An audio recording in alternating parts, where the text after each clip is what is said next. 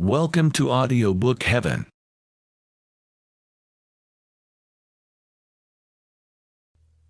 The Gambler, by Fyodor Dostoevsky, translated by C.J. Hogarth. Chapter 5. Yes, she had been extraordinarily meditative. Yet, on leaving the table, she immediately ordered me to accompany her for a walk. We took the children with us, and set out for the fountain in the park. I was in such an irritated frame of mind that in rude and abrupt fashion I blurted out a question as to why our Marquis de Griers had ceased to accompany her for strolls, or to speak to her for days together. "Because he is a brute," she replied in rather a curious way. It was the first time that I had heard her speak so of de Griers. Consequently, I was momentarily awed into silence by this expression of resentment. "Have you noticed, too, that to-day he is by no means on good terms with the General?" I went on. "Yes, and I suppose you want to know why," she replied with dry captiousness. "You are aware, are you not, that the General is mortgaged to the Marquis with all his property? Consequently, if the General's mother does not die, the Frenchman will become the absolute possessor of everything which he now holds only in pledge." "Then it is really the case that everything is mortgaged?" "I have heard rumors to that effect, but was unaware how far they might be true." "Yes, they are true." "What then?" "Why, it will be a case of farewell, Mademoiselle Blanche," I remarked. "For in such an event she would never become Madame General. Do you know, I believe the old man is so much in love with her that he will shoot himself if she should throw him over. At his age it is a dangerous thing to fall in love." "Yes, something, I believe, will happen to him," assented Polina thoughtfully. "And what a fine thing it all is!" I continued. "Could anything be more abominable than the way in which she has agreed to marry for money alone? Not one of the decencies has been observed. The whole affair has taken place without the least ceremony. And as for the Grandmother, what could be more comical, yet more dastardly, than the sending of telegram after telegram to know if she is dead? What do you think of it, Polina Alexandrovna?" "Yes, it is very horrible," she interrupted with a shudder. "Consequently, I am the more surprised that you should be so cheerful. What are you so pleased about? About the fact that you have gone and lost my money?" "What? The money that you gave me to lose? I told you I should never win for other people, least of all for you. I obeyed you simply because you ordered me to. But you must not blame me for the result. I warned you that no good would ever come of it. You seem much depressed at having lost your money. Why do you need it so greatly? Why do you ask me these questions?" "Because you promised to explain matters to me. Listen. I am certain that, as soon as ever I begin to play for myself, and I still have 120 gülden left, I shall win. You can then take of me what you require." She made a contemptuous grimace. "You must not be angry with me," I continued, "for making such a proposal. I am so conscious of being only a nonentity in your eyes, that you need not mind accepting money from me. A gift from me could not possibly offend you. Moreover, it was I who lost your gülden." She glanced at me, but, seeing that I was in an irritable, sarcastic mood, changed the subject. "My affairs cannot possibly interest you," she said. "Still, if you do wish to know, I am in debt. I borrowed some money, and must pay it back again. I have a curious, senseless idea that I am bound to win at the gaming tables. Why I think so I cannot tell, but I do think so, and with some assurance. Perhaps it is because of that assurance that I now find myself without any other resource. Or perhaps it is because it is so necessary for you to win. It is like a drowning man catching at a straw. You yourself will agree that, unless he were drowning, he would not mistake a straw for the trunk of a tree." Polina looked surprised. "What?" she said. "Do not you also hope for something from it? Did you not tell me again and again, 2 weeks ago, that you were certain of winning at roulette if you played here? And did you not ask me not to consider you a fool for doing so? Were you joking? You cannot have been, for I remember that you spoke with a gravity which forbade the idea of your jesting. True, I replied gloomily. I always felt certain that I should win. Indeed, what you say makes me ask myself, why have my absurd, senseless losses of today raised a doubt in my mind? Yet I am still positive that, so soon as ever I begin to play for myself, I shall infallibly win. And why are you so certain? To tell the truth, I do not know. I only know that I must win. That it is the one resource I have left. Yes, why do I feel so assured on the point? Perhaps because one cannot help winning if one is fanatically certain of doing so. Yet I dare wager that you do not think me capable of serious feeling in the matter? I do not care whether you are so or not, answered Polina with calm indifference. Well, since you ask me, I do doubt your ability to take anything seriously. You are capable of worrying, but not deeply. You are too ill-regulated and unsettled a person for that. But why do you want money? Not a single one of the reasons which you have given can be looked upon as serious. By the way, I interrupted, you say you want to pay off a debt. It must be a large one. Is it to the Frenchman? What do you mean by asking all these questions? You are very clever today. Surely you are not drunk?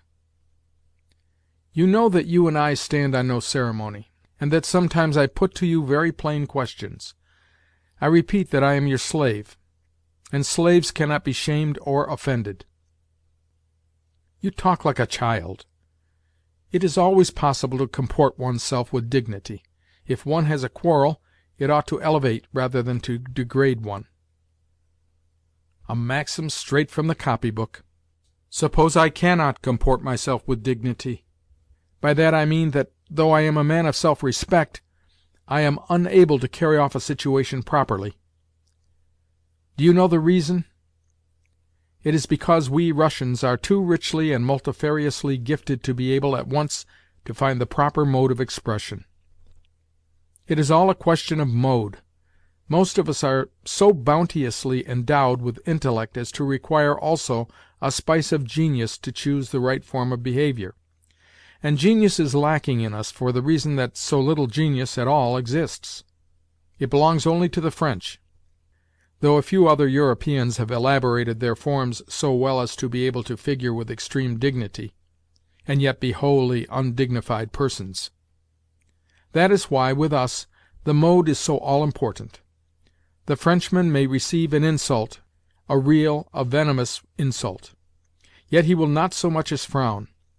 But a tweaking of the nose he cannot bear, for the reason that such an act is an infringement of the accepted, of the time-hallowed order of decorum.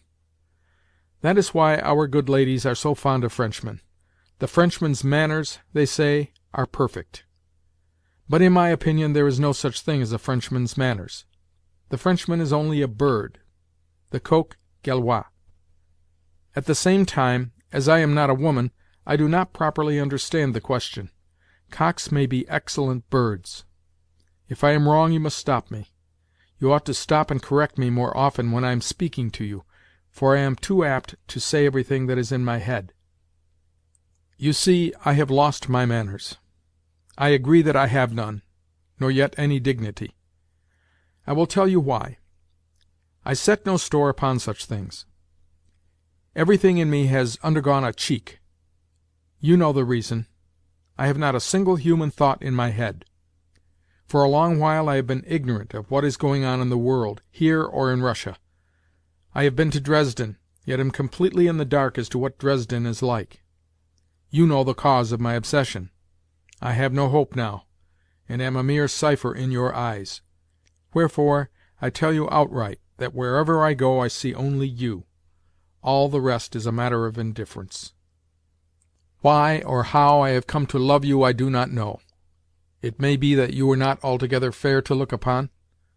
Do you know, I am ignorant even as to what your face is like? In all probability, too, your heart is not comely, and it is possible that your mind is wholly ignoble." "And because you do not believe in my nobility of soul, you think to purchase me with money?" she said. "When have I thought to do so?" was my reply. "You are losing the thread of the argument. If you do not wish to purchase me, at all events you wish to purchase my respect." "Not at all.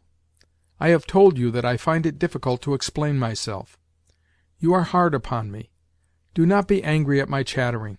You know why you ought not to be angry with me: that I am simply an imbecile.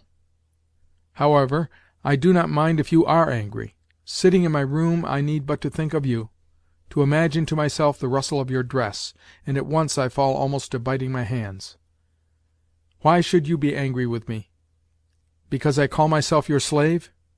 Revel, I pray you, in my slavery. Revel in it. Do you know that sometimes I could kill you? Not because I do not love you, or am jealous of you, but because I feel as though I could simply devour you. You are laughing. "No, I am not," she retorted, "but I order you, nevertheless, to be silent." She stopped, well nigh breathless with anger. God knows, she may not have been a beautiful woman, yet I loved to see her come to a halt like this, and was therefore the more fond of arousing her temper. Perhaps she divined this, and for that very reason gave way to rage. I said as much to her. "What rubbish!" she cried with a shudder. "I do not care," I continued. "Also, do you know that it is not safe for us to take walks together? Often I have a feeling that I should like to strike you, to disfigure you, to strangle you. Are you certain that it will never come to that? You are driving me to frenzy. Am I afraid of a scandal, or of your anger? Why should I fear your anger? I love without hope, and know that hereafter I shall love you 1,000 times more. If ever I should kill you, I should have to kill myself too. But I shall put off doing so as long as possible, for I wish to continue enjoying the unbearable pain which your coldness gives me. Do you know a very strange thing? It is that with every day my love for you increases, though that would seem to be almost an impossibility. Why should I not become a fatalist? Remember how, on the third day that we ascended the Schlangenberg, I was moved to whisper in your ear, "Say but the word, and I will leap into the abyss." Had you said it, I should have leapt. Do you not believe me? "What stupid rubbish!" she cried. "I care not whether it be wise or stupid," I cried in return. "I only know that in your presence I must speak, speak, speak. Therefore I am speaking. I lose all conceit when I am with you, and everything ceases to matter." "Why should I have wanted you to leap from the Schlangenberg?" she said dryly, and, I think, with wilful offensiveness. "That would have been of no use to me." "Splendid!" I shouted. "I know well that you must have used the words 'of no use' in order to crush me. I can see through you. Of no use, did you say? Why, to give pleasure is always of use. And, as for barbarous, unlimited power, even if it be only over a fly, why, it is a kind of luxury. Man is a despot by nature, and loves to torture. You, in particular, love to do so." I remember that at this moment she looked at me in a peculiar way. The fact is that my face must have been expressing all the maze of senseless, gross sensations which were seething within me. To this day I can remember, word for word, the conversation as I have written it down. My eyes were suffused with blood, and the foam had caked itself on my lips. Also, on my honour, I swear that, had she bidden me cast myself from the summit of the Schlangenberg, I should have done it. Yes, had she bidden me in jest, or only in contempt and with a spit in my face, I should have cast myself down. "Oh, no! Why so? I believe you," she said, but in such a manner, in the manner of which, at times, she was a mistress, and with such a note of disdain and viperish arrogance in her tone, that God knows I could have killed her. Yes, at that moment she stood in peril. I had not lied to her about that. "Surely you are not a coward?" suddenly she asked me. "I do not know," I replied. Perhaps I am, but I do not know. I have long given up thinking about such things. If I said to you, 'Kill that man,' would you kill him?" "Whom?" "Whomsoever I wish." "The Frenchman?" "Do not ask me questions. Return me answers. I repeat, whomsoever I wish. I desired to see if you were speaking seriously just now." She awaited my reply with such gravity and impatience that I found the situation unpleasant. "Do you rather tell me," I said, "what is going on here? Why do you seem half afraid of me? I can see for myself what is wrong. You are the step-daughter of a ruined and insensate man who is smitten with love for this devil of a Blanche. And there is this Frenchman, too, with his mysterious influence over you. Yet you actually ask me such a question? If you do not tell me how things stand, I shall have to put in my oar and do something. Are you ashamed to be frank with me? Are you shy of me? I am not going to talk to you on that subject. I have asked you a question, and am waiting for an answer." "Well, then, I will kill whomsoever you wish," I said. "But are you really going to bid me do such deeds?" "Why should you think that I am going to let you off? I shall bid you do it, or else renounce me. Could you ever do the latter? No, you know that you couldn't. You would first kill whom I had bidden you, and then kill me for having dared to send you away." Something seemed to strike upon my brain as I heard these words. Of course, at the time I took them half in jest and half as a challenge. Yet she had spoken them with great seriousness. I felt thunderstruck that she should so express herself, that she should assert such a right over me, that she should assume such authority and say outright, "Either you kill whom I bid you, or I will have nothing more to do with you." Indeed, in what she had said there was something so cynical and unveiled as to pass all bounds. For how could she ever regard me as the same after the killing was done? This was more than slavery and abasement. It was sufficient to bring a man back to his right senses. Yet, despite the outrageous improbability of our conversation, my heart shook within me. Suddenly she burst out laughing. We were seated on a bench near the spot where the children were playing, just opposite the point in the alleyway before the Casino where the carriages drew up in order to set down their occupants. "Do you see that fat Baroness?" she cried. "It is the Baroness Burmergelm. She arrived 3 days ago. Just look at her husband, that tall, wizened Prussian there, with the stick in his hand. Do you remember how he stared at us the other day? Well, go to the Baroness, take off your hat to her, and say something in French." "Why?" "Because you have sworn that you would leap from the Schlangenberg for my sake, and that you would kill any one whom I might bid you kill. Well, instead of such murders and tragedies, I wish only for a good laugh. Go without answering me, and let me see the Baron give you a sound thrashing with his stick." "Then you throw me out a challenge? You think that I will not do it?" "Yes, I do challenge you. Go, for such is my will." "Then I will go, however mad be your fancy. Only, look here, shall you not be doing the General a great disservice, as well as, through him, a great disservice to yourself? It is not about myself I am worrying. It is about you and the General. Why, for a mere fancy, should I go and insult a woman?" "Ah, then I can see that you are only a trifler," she said contemptuously. "Your eyes are swimming with blood, but only because you have drunk a little too much at luncheon. Do I not know that what I have asked you to do is foolish and wrong, and that the General will be angry about it? But I want to have a good laugh, all the same. I want that, and nothing else. Why should you insult a woman, indeed? Well, you will be given a sound thrashing for so doing." I turned away, and went silently to do her bidding. Of course the thing was folly, but I could not get out of it.